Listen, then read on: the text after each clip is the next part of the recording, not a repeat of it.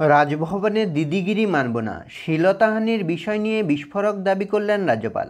সম্প্রতি রাজ্যপালের বিরুদ্ধে উঠে বিস্ফোরক অভিযোগ।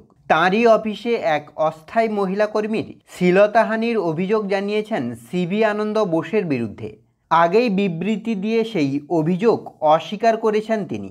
আর এইবার সংবাদ মাধ্যমের সামনে মুখ খুললেন সিভি আনন্দ বোস। অভিযোগ প্রসঙ্গে কোনো কথা না বলেও কোচি থেকে কলকাতায় ফিরে মুখ্যমন্ত্রী মমতা বন্দ্যোপাধ্যায়কে কড়া ভাষায় জবাব দিলেন রাজ্যপাল। বললেন, রাজভবনে কোনো দিদিগিরি মানব না। গত সপ্তাহে শ্লীলতাহানির অভিযোগ প্রকাশ্যে আসার পর মমতা বন্দ্যোপাধ্যায় তথা তৃণমূলের বিভিন্ন প্রচার কর্মসূচি থেকে আক্রমণ শানিয়েছেন। এই ঘটনার পরই রাজ্যপাল বিশেষ করে কোচি গিয়েছিলেন।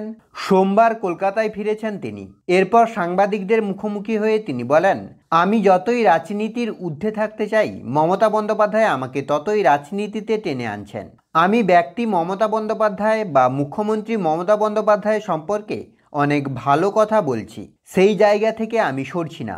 তবে আমি বারবারই বলছি, ওর রাজনীতি আমি বুঝি না। রাজ্যপাল আরও বলেন, আমার বিরুদ্ধে যে ধরনের অমানবিক কথা উনি বলছেন, সত্যের বিরুদ্ধে যেভাবে কথা বলছেন, তাতে বলবো মমতা বন্দ্যোপাধ্যায়ের রাজনীতি নোংরা।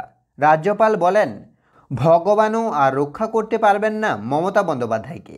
সাংবাদিকদের মুখোমুখি হয়ে তিনি বলেন, ভগবানের কাছে বলবো ওকে রক্ষা করুন, কিন্তু ভগবানের পক্ষেও এটা কঠিন। সবশেষে রাজ্যপাল বলেন, রাজভবনে কোনো রকম দিদিগিরি আমি মেনে নেব না। তবে ওই দিনের অভিযোগ নিয়ে কোনো কথা বলেননি রাজ্যপাল। এর আগে রাজভবনের তরফ থেকে বিবৃতি দিয়ে অভিযোগ অস্বীকার করা হয়েছে। পুরোটাই রাজনৈতিক উদ্দেশ্য প্রণোদিত বলে দাবি করেন তিনি।